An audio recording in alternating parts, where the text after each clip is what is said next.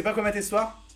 T'inquiète, j'ai ce qu'il te faut. Je suis sûr ça t'est déjà arrivé, t'es posé en soirée avec tes potes, ça boit des coups et soudainement t'en as un qui dit: Eh les gars, venez on regarde Oh High. Non putain non. Non non non. C'est de la merde Oh High. Alors la prochaine fois ton pote tu le chopes, t'enchaînes high kick, middle kick, la tête dans le gazon, une clé de bras, et tu dis: Les gars, venez on regarde Human Traffic. Human Traffic c'est l'histoire de 5 potes de Cardiff, Jeep, Coupe, Lulu, Nina et Moff, qui vivent tous un bon gros quotidien de merde aliénant et qui attendent juste un truc, le vendredi soir, et partir en teuf. Et c'est tout.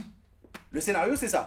Je l'ai quand même carrément simplifié, mais en gros le scénario, c'est ça. Déjà juste avec l'exposition en intro, t'as tous les personnages qui te parlent en face cam et qui t'expliquent leurs problèmes et leurs relations, et rien qu'avec ça tu comprends que ça va aller plus loin. Jeep il est paumé parce qu'il y a des problèmes d'érection, Moff il en peut plus parce qu'il vit bloqué chez ses parents, Coupe il en peut plus non plus parce que il devient un peu jaloux dans sa relation avec Nina. D'ailleurs anecdote, il y a un petit perso dans le film qui est joué par Andrew Lincoln que t'as vu dans Walking Dead, et Jeep c'est le master dans Doctor Who. Human Traffic c'est une bande de potes avec des histoires de bandes de potes et qui veulent qu'un truc, s'évader, oublier les problèmes et enfin vivre. Alors dit comme ça doit te rappeler plein de films cultes avec de la drogue, genre Trainspotting pour le côté un peu comique et Requiem for a Dream pour le côté un peu plus ardos.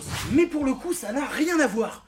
Genre rien à voir du tout. Déjà parce que contrairement aux deux autres, on n'est pas là pour cracher sur la consommation de drogue quelle qu'il soit. On n'est pas là pour dire non il faut pas que t'en prennes sinon voilà ce qui va se passer. Mais dans le même temps le film n'est pas là pour glorifier le truc non plus. On n'est pas là pour te dire ouais si t'en prends il y aura jamais de conséquences. Ça a juste la volonté en fait d'être un constat de ce que c'est ce monde dans la réalité. En fait le réalisateur c'était un mec qui allait beaucoup en teuf et qui s'est dit un jour j'ai envie de raconter ce que j'ai vu, ce que j'ai vécu, et ça va dans ce sens là. Il y a des bons côtés, il y a des mauvais côtés, mais il est pas là pour imposer un point de vue marqué. C'est un peu comme Ken Park de Larry Clark, on te montre une vie comme un point de vue extérieur. Et vu que les personnages sont fun et pas mentalement détruits comme les personnages de chez Larry Clark, et ben tu t'amuses avec eux. T'as pas vu Ken Park? Mais regarde Ken Park. Et le pire c'est que le réal c'est son premier film et déjà niveau idée de mise en scène ça fourmille de partout. Déjà dès qu'un perso a une envie ou qu'il pense à un truc ou qu'il a envie d'un truc, et ben le film va te l'imager. Le matelas inconfortable parce que t'es arraché, l'envie de défoncer ton patron au taf, ou même juste de vouloir juste mettre la vie en pause par instant, et ben si un personnage y pense, et ben tu le vois. Et puis la musique, c'est servi par une BO de taré. Tout a été sélectionné par Carl Cox, une bête de DJ anglais qui est spécialisé dans tout ce qui est rave et electro house, et vraiment il t'a fait une selecta de malade. Du Fatboy Slim, du Public Enemy et même du Primal Scream,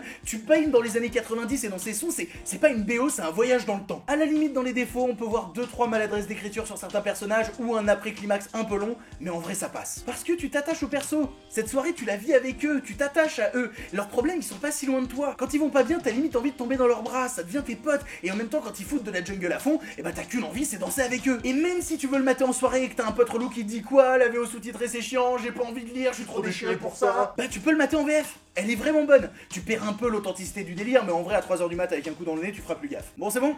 T'as tout ce qu'il te faut? Allez, repasse au vidéoclub quand tu veux. Toujours des films pour toi.